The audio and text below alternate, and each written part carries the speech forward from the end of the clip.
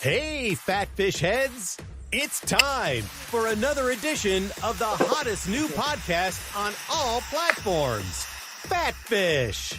Sit back and strap yourself in for the wildest ride on the open seas. Now, flap your fins for the fabulous Fat Fish brothers, Eric Fish Snyder and Brad Grunny Grunberg, a.k.a. Snacks. Hey, what's going on? We're back, number 43, and there's only one way to start this, Fish, with an old and dear friend, and I mean old. We met a long time ago, and I want to introduce him. My buddy, my pal, the greatest leader I know, the greatest guy I know. We'll get into how we met. How about a nice hand for Dr. Steve Haberman? Hi, Steve. Hi, how you doing? Good, what buddy. Are we doing here, by the way? What did you say? What are we doing here? I have no idea. I just wanted to see how you were doing on my podcast, Fat Fish. How you doing? I'm doing good. I'm waiting to find out what this is about. I can hardly wait. This is about you. It's about you and all the good things you've done in your life. Me, all right. And we're going to elaborate on other things coming soon to a theater near you. There are no theaters. That's true. Yeah. What is going on with that? Everybody just stays home. They destroyed their business model. They made it too easy to sit home with a great big beautiful screen and watch a pristine print off the negative in surround sound in your living room in your underwear. Why would you want to go to a movie? But didn't this all happen because of COVID, or was it happening before? No. They destroyed their business model. They made it so that it costs more to go see a movie in a movie theater than it does to buy a Blu-ray and have it for life in your library like a book and watch it at home. I mean, why would you want to go and deal with the other people, eating and opening wrappers and all that? Well, by the way, that's me at the theater, opening wrappers.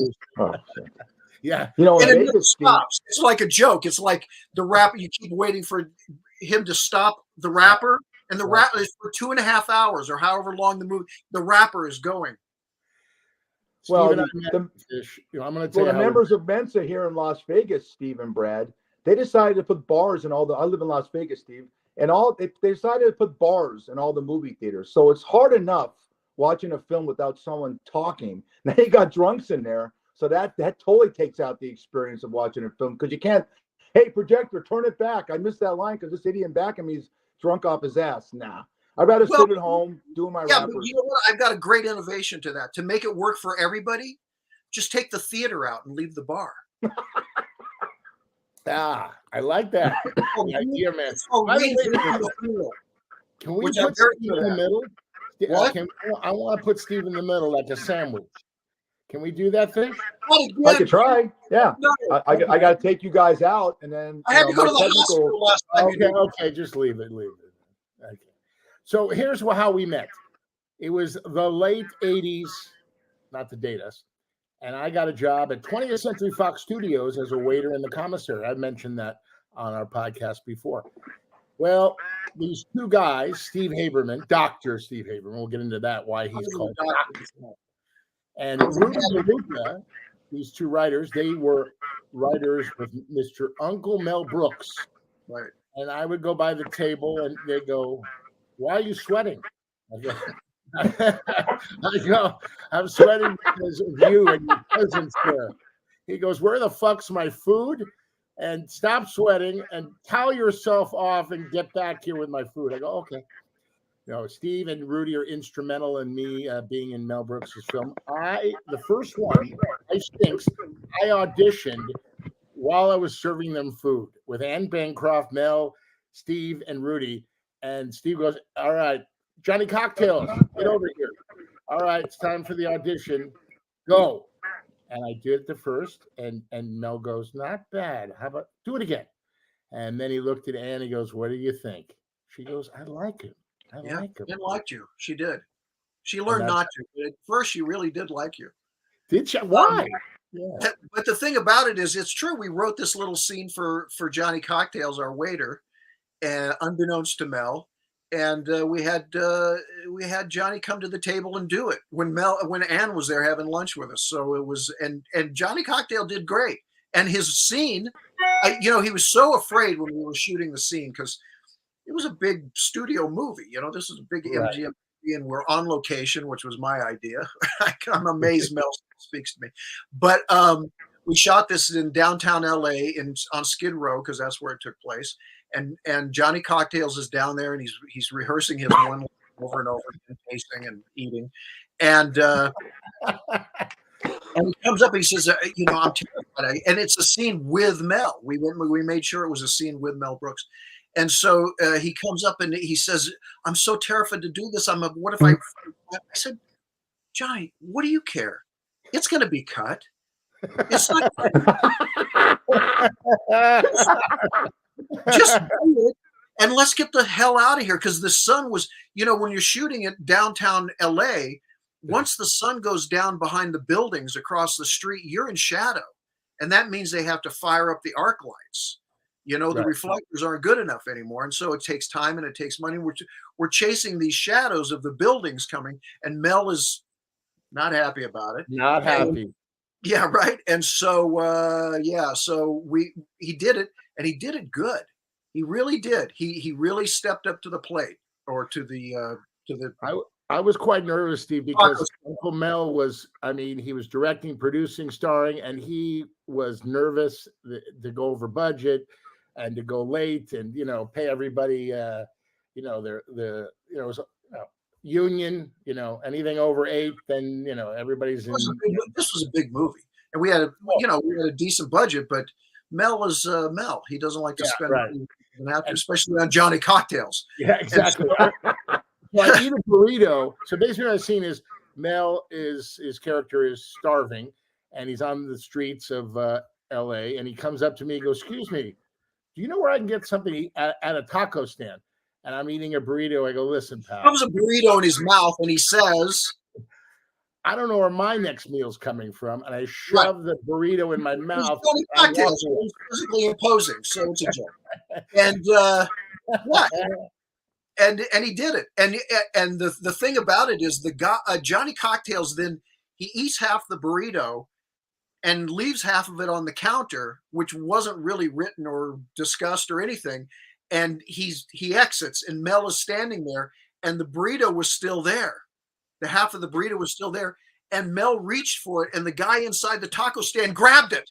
This was all unwritten. It was great. It actually happened while we were doing it, and it's in the movie. All we had to do was shoot an insert of the burrito, of the half the burrito, and even the burrito was on its game that day because one bean fell, boom, during the action burrito. The burrito was on its game. Yeah. Love it. This was the movie Life Stinks. I want all our viewers and listeners to know. It's a movie that we brought to Mel, and he loved the idea of it, and we made it, and he's very, very proud of it, and so am I. It wasn't a hit like Blazing Saddles or Young Frankenstein, but it's Mel's greatest performance, which he acknowledges. And in interviews, Mel will say, if you really want to understand Mel Brooks as a filmmaker, see Life Stinks.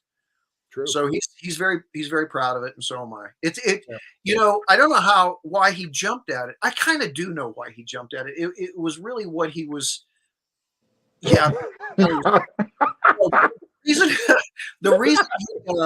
reason he jumped at it is because that was what he really wanted to be as a filmmaker. His first 2 movies were not parodies. It was The Producers and 12 Chairs, which were comedies, but they were comedies based on his worldview. Mel is an auteur, which I had to explain to him, but he readily, but he's an auteur. He makes movies based on his worldview, which is very specifically his. And they're always love stories, usually between men, not homosexual, but still love, where they're 2 guys from completely different areas of life that are forced together to enact some kind of scheme, usually to make money. and his theme is love or money. What's more important, you know? And this movie was that. And he bonds with a couple of guys on the street and a bag lady, who he actually falls in love with. And I knew that was going to appeal to him. And also the setting was something important to him. It was about money. It was about a guy who had money and he was losing his money and he wanted to get it back. And so we put this to him and he fell for it immediately. I mean, he didn't even think about it. He slapped the desk and said, "We'll make it." And that's those days he had the power to do that, just to say, "We'll make it." And it was a done deal. Well, great story about Steve is I asked Steve this question. So I waited on Mel and he said, "Keep in touch." Yeah. Said, "Oh my God, what does that mean?" Oh shit. Mel Brooks said keep in touch. So I asked Steve what that means. And what did you tell me? I said, once upon a time, I was a film student at USC. And I went to go see the screening of Young Frankenstein at Bovard Auditorium at USC. And Mel was in attendance. He was there and it was a sold out. It was huge. All the kids went. And it was a big hit. And I was outside when Mel left. It was nighttime now. And Mel was walking through all these kids congratulating. He walks past me. And I said to him, an anonymous kid at USC, 17 years old, I said to him, "Great movie, Mr. Brooks." And he said, "Thanks, kid. Keep in touch." And so Johnny Cocktails, decades later, says to me, "Hey, Mel just said keep in touch to me. What does that mean? What should I do?"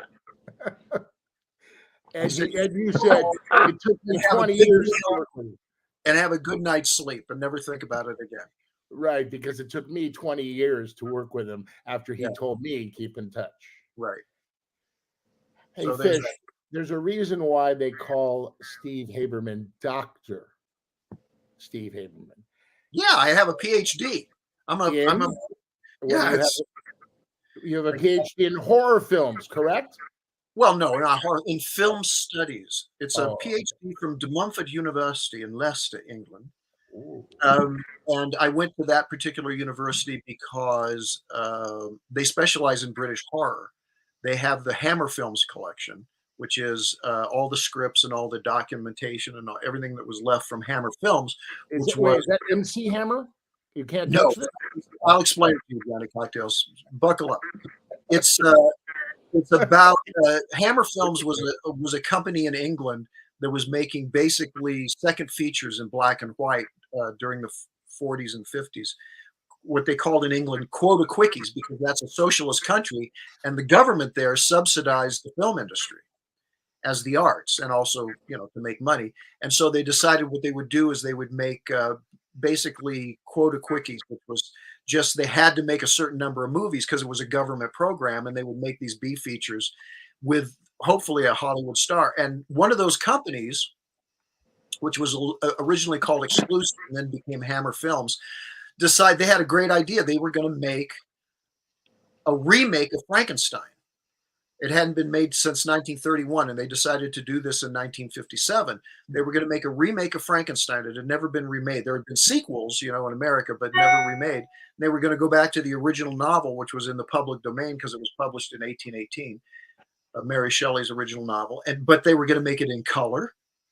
They were going to make it in England in period, because the original Frankenstein movies were not made in the 19th century. They were made in the 20th century, but with that sort of concept of Frankenstein. And they were going to take it very seriously. And so they did. They made this movie, and it was a gigantic, and it was also very bloody and kind of sexy for 1957. So it was a huge hit, a huge international hit. So they did what they had to do. They made Dracula. They made The Phantom of the Opera. They made a werewolf movie. They made a mummy movie. And it became England brought back the Gothic horror film, which had basically been dormant for at least 10 years. And that's what I wanted to write my thesis on, is something that occurred during that era of the genre. And so I thought the best place to do that would be De Montfort, because their professors were specialists in that area of film history and criticism. And they also had the Hammer Film Library. They had in their film library, and I don't mean the movies, I mean the scripts and the production papers and all that stuff, which I was going to, need in my endeavors. So that's where I went, and I succeeded. I wrote a thesis, and it's going to be a book, by the way. Oh, It's wow. my Wow. first book. Nice. It's going to be published in about 6 months by Bear Manor Publishing, and so there you go. Well, Steve, Mr. Fish I would like like to. call me Dr. Steve Haberman. Oh, excuse me. Doctor, Mr. Fish here, I gave him the script Slices. He asked good. a couple questions for you. What? Doc, you read a script, and my parents were both in Hollywood, and the first 10 pages were so captivating to me. And I read a lot of scripts. It's a phenomenal script. Thank and you. I'm saying, I'm going to try and, if I know anyone, I'm going to try and help these guys get this done on one condition. You got to get Brad the hell out of that film. It's too good of a script. You don't need any taco eating moron sitting in that film. It's an No, don't excellent you think? script. Well, wait a minute. Think about it. Don't you think he'd be great to play the guy, the pizza place owner, Frank? I mean, I think he'd be Absolutely. fantastic. Brad- And plus, you get to see him killed. Brad's a great actor. I'm just Oh, jobbing a little bit, but He might I'm a be- big fan. You know what? He's an Italian pizza place owner, right? Tough Right. guy. I think he's going to have to gain a little weight for that part, Wow, that's a stretch. right? I'm a- already Doc. working on that. I'm already working. I'm De Niro, baby. You can start at lunchtime today. I already got to ask started Dr. Steve Haberman one question that's Yes. really exciting me, because he talked about the film studies and he talked about the macabre, and you wrote a film in 1995 called Dracula Dead and Loving It. Talk about that, because I'm going to go. I looked up your all your dossier on IDMB, and I said, I've got to see that. I'm a big vampire guy. Talk about, is that one of the first films you've written? Because that goes back 30 years. And what did it? Can I find it? Older than I look. I'm like What? Dorian Gray. I just don't age. I don't know why. It's not from clean living, I'll tell you that. But I just You're don't. 38. Yeah. But But so that movie. Okay, let me backtrack a little bit. So we make Life Stinks.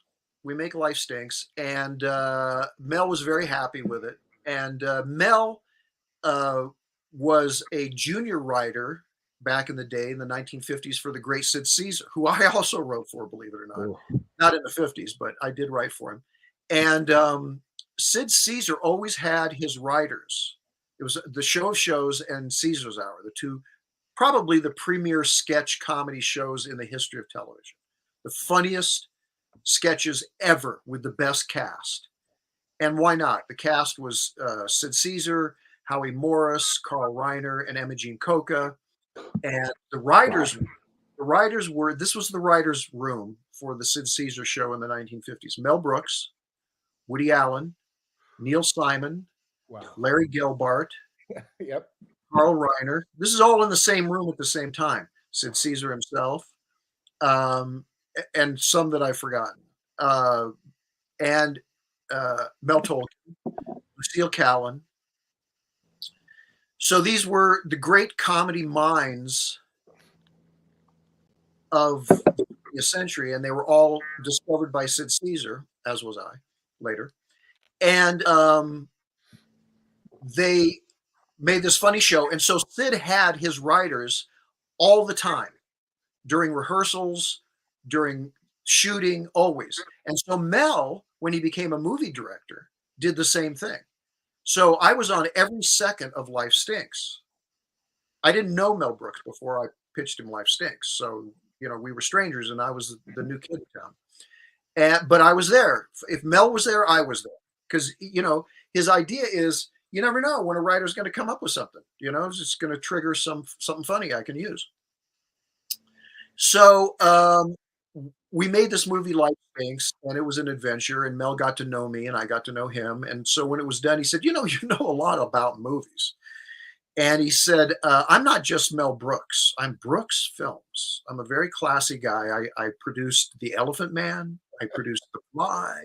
I produced 84 Charing Cross Roads. And he said, what you should do is you should write something for Brooks Films, and I'll produce it, and you should direct it. Because I made a complete nuisance of myself on the set of Life Stinks. And Amen to that. and he must have enjoyed it. So he thought I should probably do it on my own. Well, anyway, so that's what I did. I wrote this big science fiction movie called Not Human. Really big, sort took place in the biosphere. It had all this CGI special effects, and he liked it and he bought it. God bless him. And so he was setting it up, and as he was setting it up, MGM became interested in it.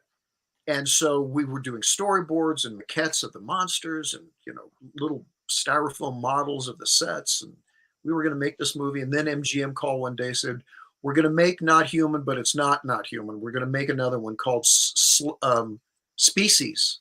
Species. We have this script called Species. We're going to make that instead of Not Human. So have a nice day. So that went its way. So Mel says to me, why don't you write something else cheaper? So I did. I wrote Pizza Man, or as you know it, Slices. And so Mel bought it again, and he tried to set it up, but things happened, the COVID and the stock market crashed and a bunch of stuff happened, and it never got made. And so it's been passed down through the acts of God, shall we say, to Johnny Cocktails, of all people, the waiter. It's true. The waiter comes back. The waiter. And I brought it to Lauren Francesca, who is amazing. Right, who we all love. We love her. She's been doing these horror films for many. Yeah, look at Fish. Yeah. But if you make the right, listen to me. If you make the right horror film and you make it the right way, you don't have to do a lot of them, because those get lost. The distribution system now is so fractured. But if you make one that's really scary and really entertaining, then you get to do the next one a little bit bigger, and the next one after that a little bit bigger. The idea is not to make a movie. The idea is to make a good movie. And making a good movie is not just getting a bunch of friends together and shooting. You have to have a good script. You have to have a good director who plans, who works within whatever circumscribed budget he's given to make the best film he can.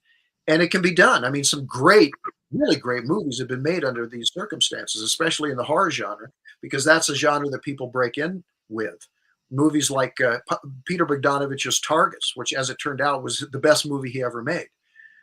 He made it because Roger Corman wrote him a check for $150,000 and gave him Boris Karloff, and he went off and made a masterpiece. And or going from a different perspective, Night of the Living Dead, the first Night of the Living Dead that George Romero made, was made on weekends with a crew that usually did commercials and industrial films, which he also was. And he got his crew together, and on the weekends he made this classic, that started its own subgenre within the horror genre of the zombie movie. So, who's directing Slices? Me. Oh, I didn't know. Really? Oh, no. Oh, we're doomed. Oh, yeah. shit. Well, here's the thing. When I started out, when I went to USC, I made this film on my own because I didn't want USC to own it. I raised the money because I was doing very well at USC. That's where I got my undergraduate degree in cinema. And I made this film called Blind Curve, which is a very suspenseful, exciting sort of half-hour movie, kind of like a very spectacular episode of Alfred Hitchcock Presents, I guess. And it won like 18 international film festival awards, and it was a thing. The Cine, which is I don't know if it's still there, but it's the Council on International Non-Theatrical Events in Washington, D.C. It was a government sort of program. It picked my film as Film of the Year, and it distributed it to all of these film festivals, which we won. Because it's a very entertaining movie, very professionally made. So because of that, and the fact that I was getting all my screenplays optioned, even when I was a student at USC, because I got an agent. One of my professors got me an agent. Because of that, I used to work for these B movie companies like New World as a visual consultant, which is kind of a job that I made up for myself. They would hire me every time they had a first-time director that was attached to a script that they wanted to do. And what I would do is I would work with the director. I would storyboard the scenes, break the master scene screenplay into shots and storyboard those. And I would go on the set with the director and help him figure it out. And I did that for a lot of movies. And I thought somebody's going to ask me to direct one, but they never did, because every time I was hired, it was always for a project that had a director they couldn't get rid of and they didn't trust. That's why they hired me, so I could help them out. So anyway, one of those directors was Rudy DeLuca.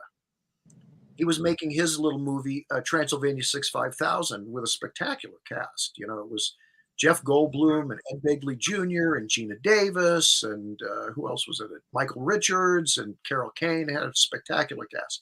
And we went to Yugoslavia, and I helped Rudy direct this movie, and it was a hit. Surprisingly, were you like visual consultants on that? Visual consultant. This is how I met Rudy DeLuca. And Rudy had a very successful screenwriting career. His writing partner was Barry Levinson. They were partners for 14 years. And they had won 2 Emmys for the Carol Burnett Show, and Mel had hired them to write Silent Movie and High Anxiety. So they had this history with Mel. So anyway, we make this movie, and I'm the visual consultant for Rudy DeLuca. And when we get back, Barry Levinson had already directed Diner, and I think he was working on The Natural at the time, and so he needed a partner, and he asked me to be his writing partner. And I already, had distinguished myself. I'd had a bunch of scripts optioned when I was a student at USC. And so I said, sure. And I became his writing partner. And one day Mel Brooks called. And because of that phone call, I ended up pitching Life Stinks to Mel, and the rest is history. Wow. Now you directed before. I've seen some of your work in the pornography world. Yes. Oh. You know what? That's the thing. I'll tell you something. I was always on the fringes of low budget filmmaking in Hollywood and in the Valley. I never met anybody who did porn. It must be the most underground thing. Oh, did you do porn for real?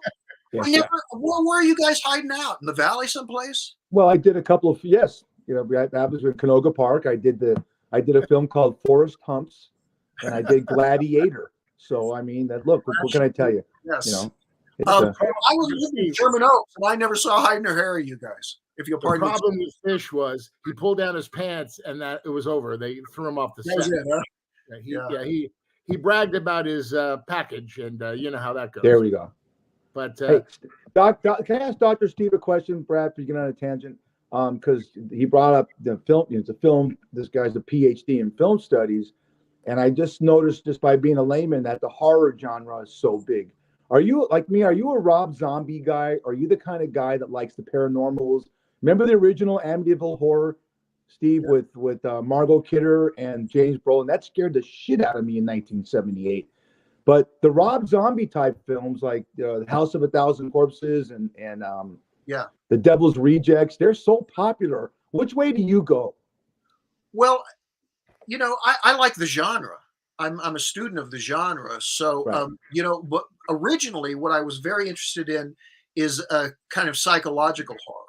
I loved Hitchcock. I loved Psycho, and I loved Frenzy, and I loved Roman Polanski. I loved Repulsion. I thought that was a fabulous movie. And of course, Rosemary's Baby and The Tenant and stuff. So that was kind of the area that I enjoyed. But really, as a fan, I loved all kinds of horror. Including, as you said, occult horror involving the supernatural. Because the thing about horror is, it's really a metaphor for reality.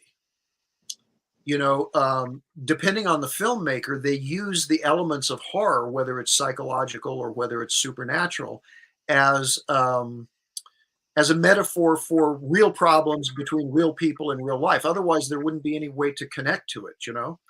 And so I studied that, and I'm a bit of an authority now. I've done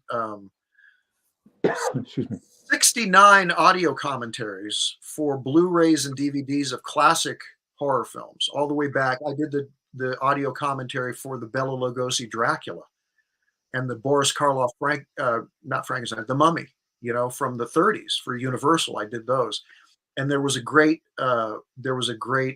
horror filmmaker, very groundbreaking psychological horror film maker in the 40s by the name of Val Lewton. I did 4 of his movies, and I wrote the documentary that goes on the box set of his movies for Warner Brothers.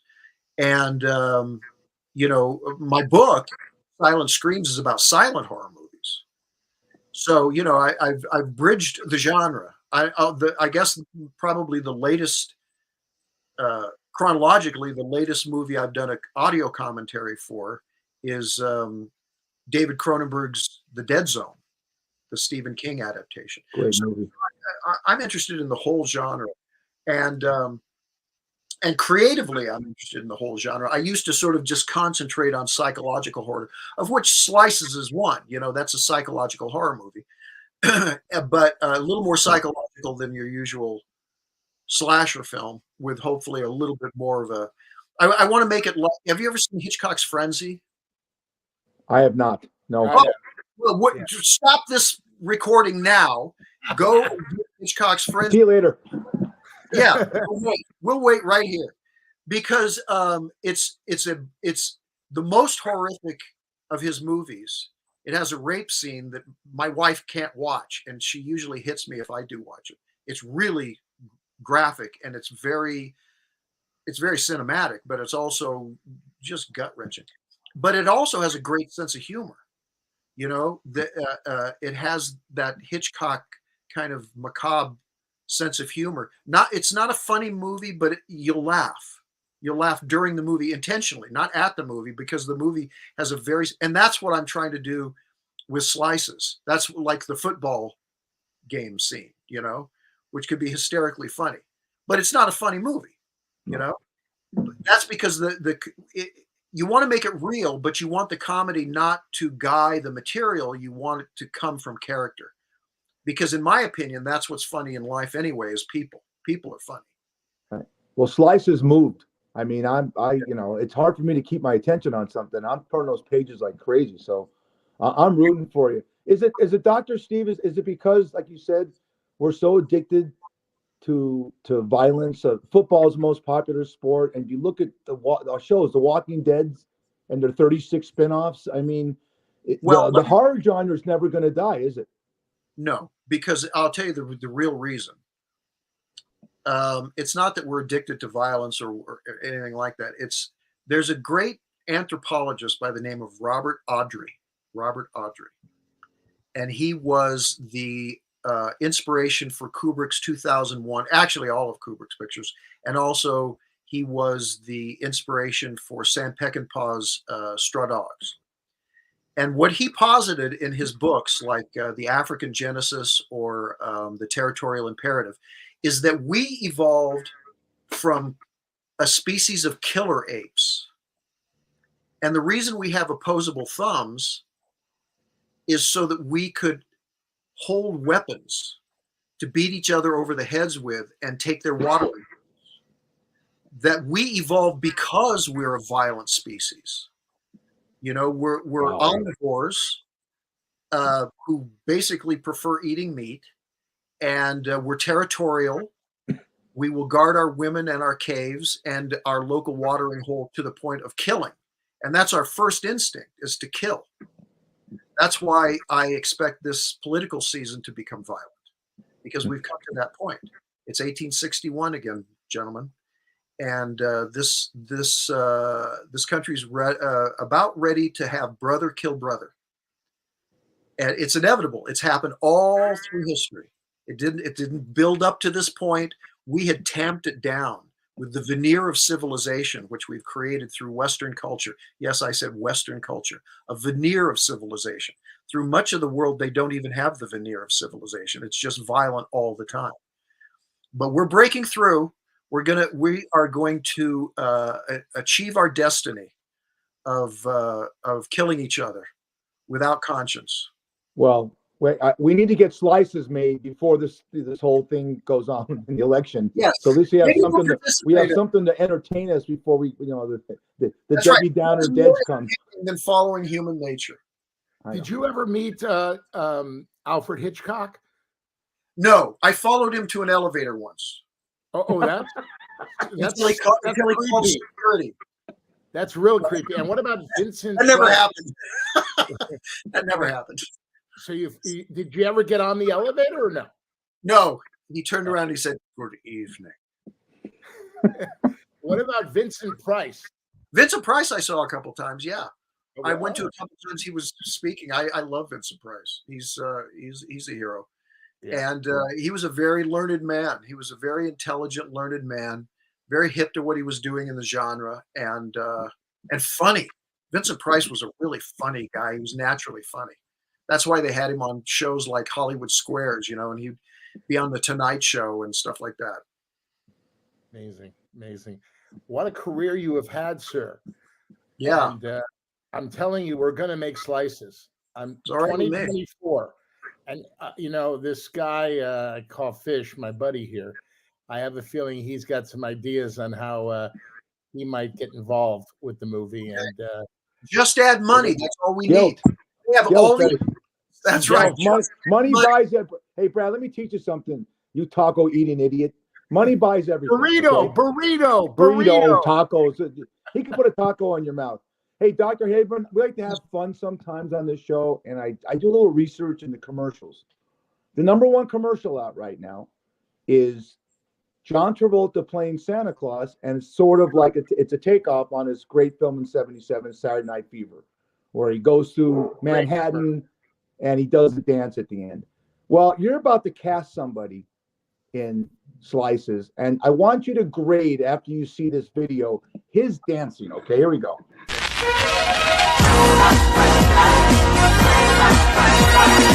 It's a blast from the past. All your favorite arcade games like Asteroid, Centipede, Defender, and Galaga. So polish up your old moves. You'll need them to survive the arcade classics. Now available in 2-in-1 game packs for Game Boy and Super Game Boy, baby.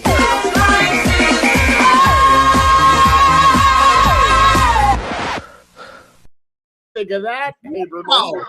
Yeah. I'm so proud of you. You know what I'm most proud of? That you didn't have a heart attack. Wow. 2 days of dancing all That day was 2 long. days well spent. It really was. That was worth the time.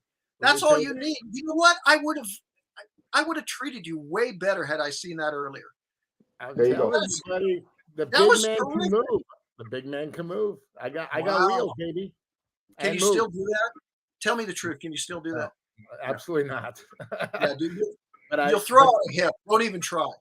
It was one of my best commercials. So much fun to do. It was incredible, and I got a lot of play.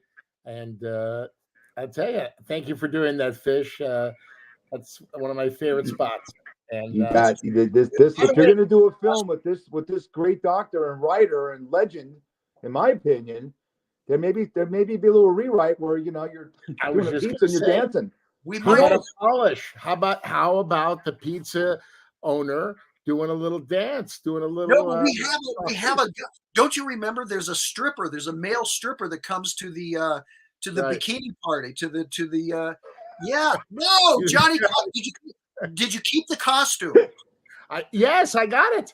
You got the costume. All right. That's- You may have to gain weight to get back No, into I that don't costume. know if it fits anymore, but Yeah, you might have to eat a pizza or two to get back in that costume. But still, it'd be worth. You know what? That would be a great gag. They think that this handsome guy is going to be at the front door, and it's Johnny Cocktails. And I walk in. Oh my gosh, that's. You've I already think it's great. contributed artistically, Fish. You've already contributed artistically. Fish, you're amazing. And I don't know if you know this about Fish. You're meeting him for the first time. Fish has been a bartender, one of the best ever. 42 years, 43 years. There's a drink from the 19th century. It's called a Shadrach. Shit, I can't remember. Do you know what I'm talking about?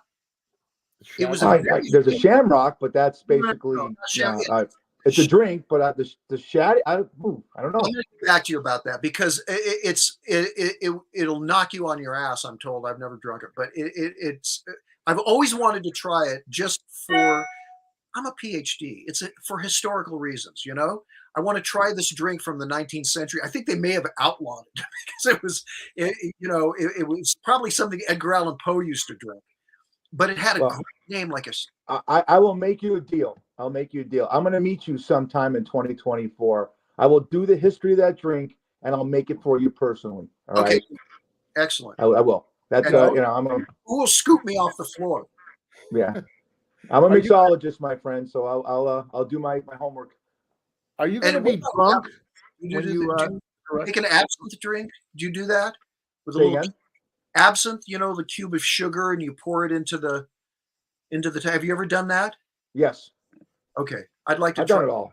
I flared. I've done it all. I've done it. You know, when Tom Cruise came out in Cocktail, I'm sitting in that theater, 1989. I go, fuck, that's me. You know. You do the juggling and all that. I did. I'm 63 years old. I'm not as I'm a little older than you are, Dr. Haberman. But it's that thing. You know why that didn't? I don't want to get off a tangent here, but you know why that never flew in any bar I've ever worked in. If you notice the movie Cocktail, Brad, when you throw those bottles up, a ton of booze flies out of it. And every bar owner is going, "Hey, I'm losing money on this." And it's just so you could do, your little show. I did that back in the 80s, yes. And it kind of was it's a lost art. It's gone. Some bars do it in Manhattan and stuff like that, but in Vegas here, no. You're losing a lot of booze when you flew those bottles. You know what I always wanted to be, Fish? I always wanted to be an alcoholic. That was my. I can help. No, it really was, because I thought, what a wonderful thing, and to be, even like, for example, Stephen King was an alcoholic, and yet he wrote all of these, like Salem's Lot and The Shining and stuff, drunk on his ass all the time. And I thought, what a romantic thing to be, but I can't. I'm a lightweight, After you're not. Doctor. Wait. I used to take women out to get them. Dr. Haberman, you're a genius. You're a writer.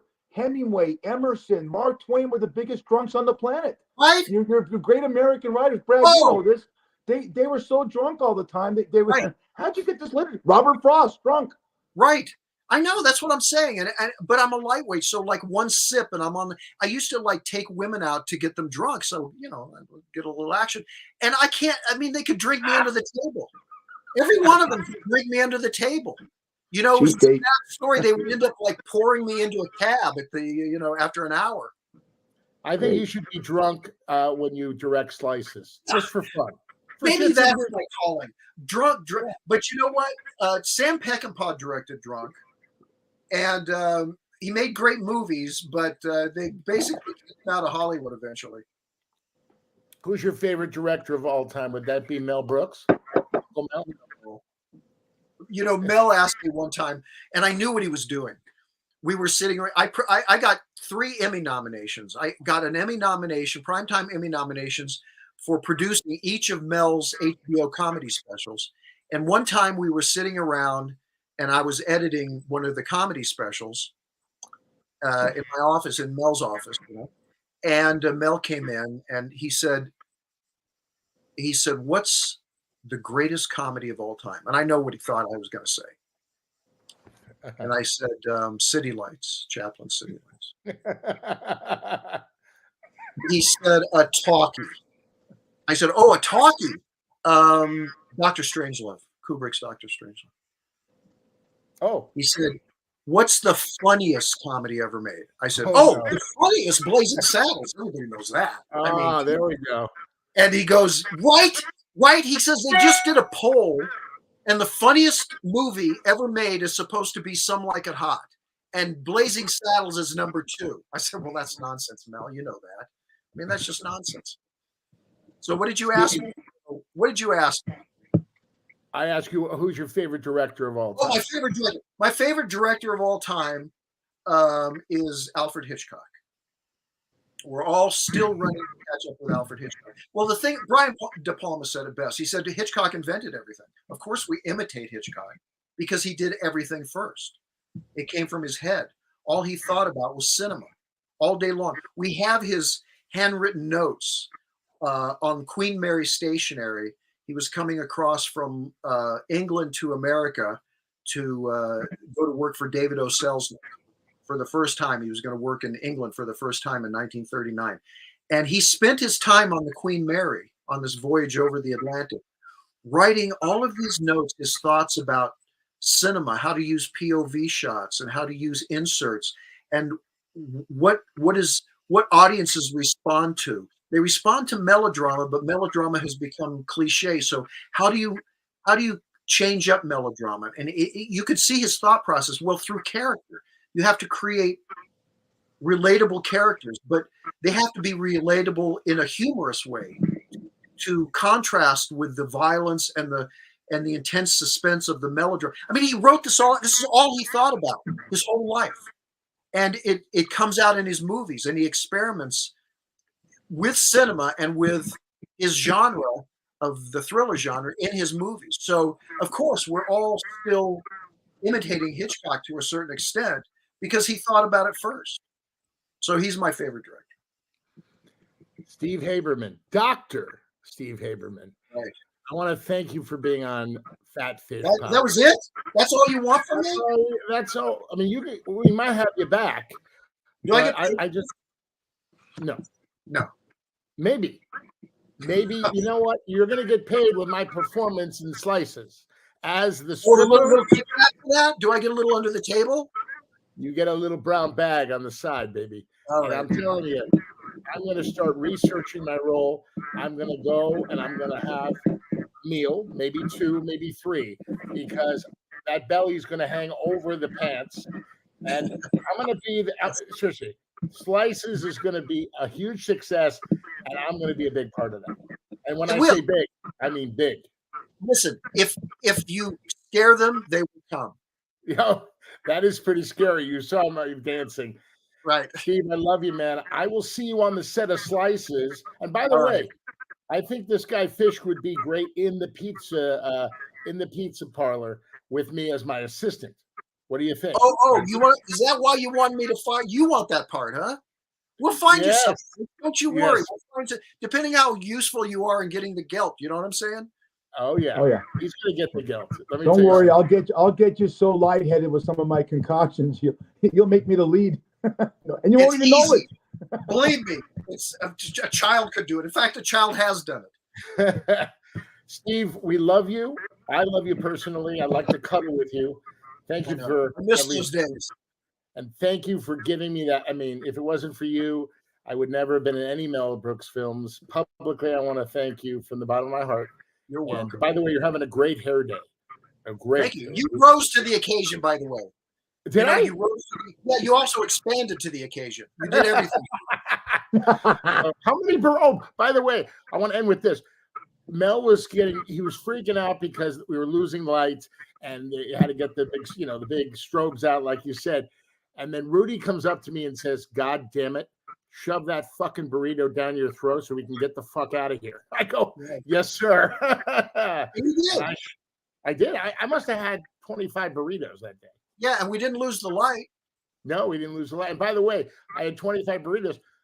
To the part, I owed 4, but on the side, I had the other. Brought 20 with you in case you ran out. Yeah. Fish. All right, guys. This guy, the greatest, Dr. Steve Haberman, everybody. So great meeting you. All right. Thank you for entertaining us. Oh, my pleasure. The masses. The masses. By the way, do me a favor. I wish you knew more about horror films. Jesus Christ. I mean, please. And Fish, today, Frenzy. Go get Frenzy. Alfred Hitchcock's Frenzy. Absolutely. I mean, the blue. I'll tell you, Dr. Haberman, I remember when I was a kid in Psycho, real quick, Brad. Psycho came out, and that scene when the chair turns around and the skeleton's in it, I couldn't sleep. I mean, how about the birds? That was a crazy film, The Birds. I mean, nuts. Genius. I will see Frenzy within a week. Okay. There you go. All right. Goodbye, everybody. Bye. Well, good luck on finals. Have a good summer. I hope we have classes in the fall. Bye, Dr. Steve. Bye, buddy. Wow. You nailed it. What a character. The Emmys. I mean, when I see some of the comments are going to come by, someone said he looks like an older, grunged out Christian Slater. Oh God, no. The eyebrows. Oh God. He's going to be fun for you when you get this. We get this film done. You get this film done. He's going to be great. But if you look at his, he never answered the question I asked about Dracula Dead and Loving It and stuff like that. But he worked with Dick Cavett. We got to have him back.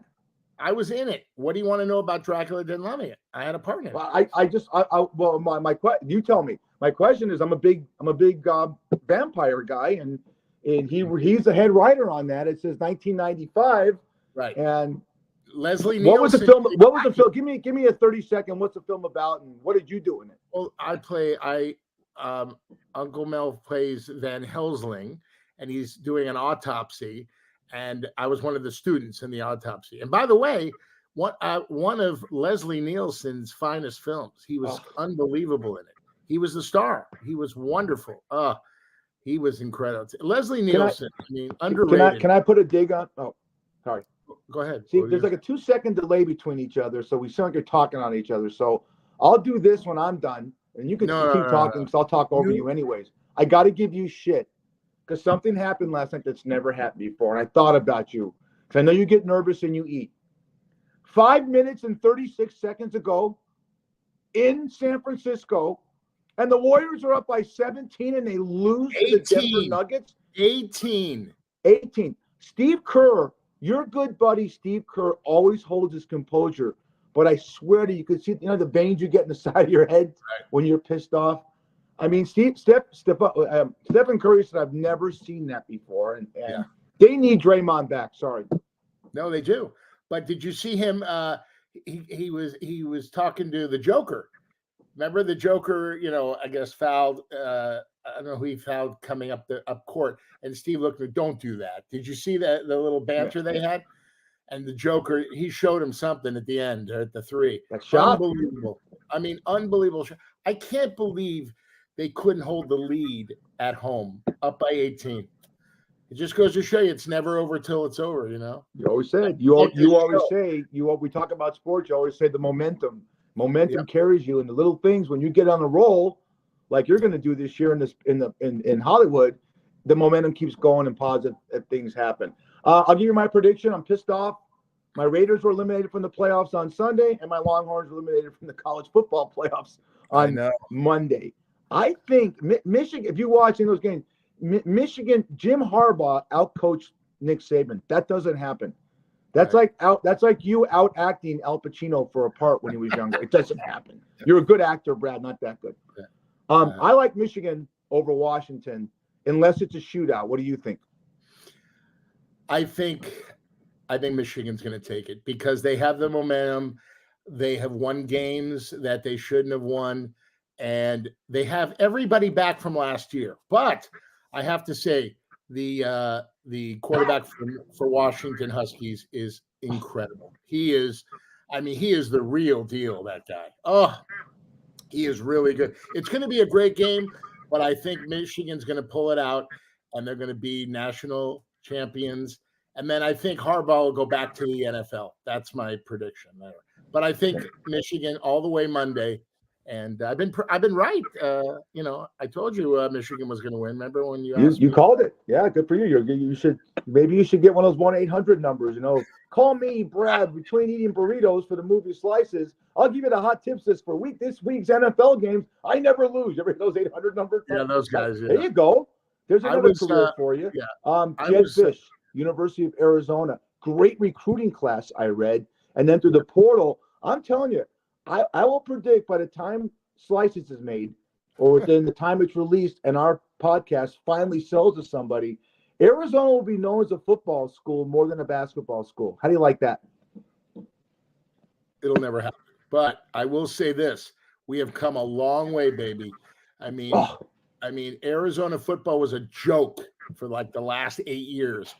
And Fish, the other Fish, Jed Fish, he brought us back, man. It's going to be, I'll tell you, we got a great recruiting class. We got a great quarterback, and we'll see what happens. But it's exciting. I had the best time at the University of Arizona, and I have to have a little Molly, baby, what are you doing?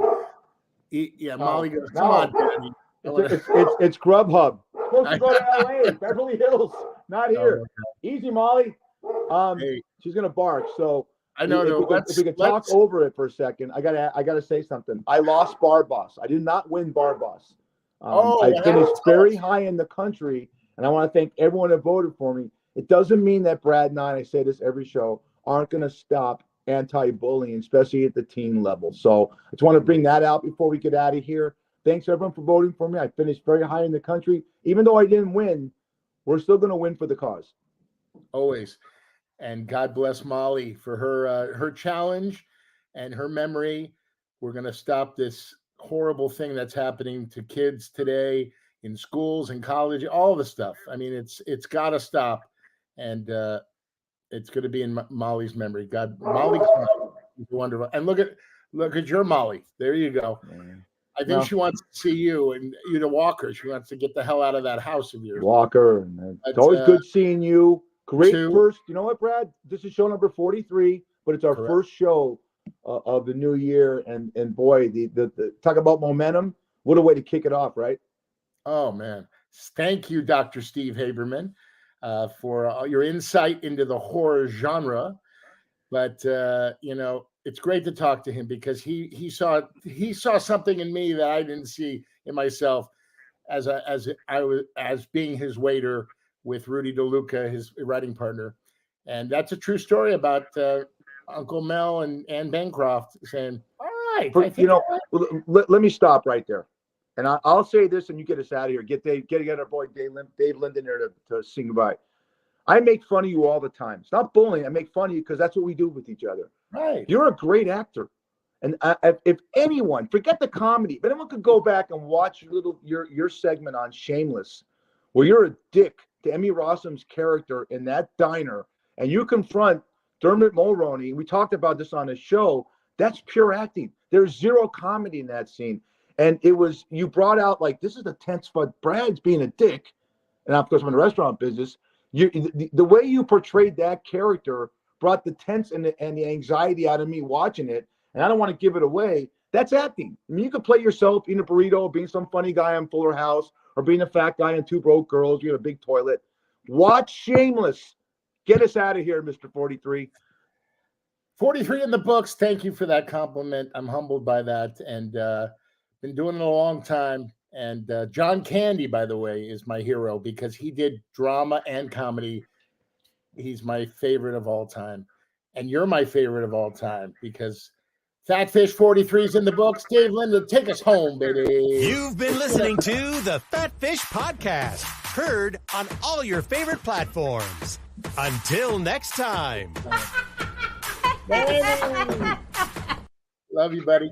We both love our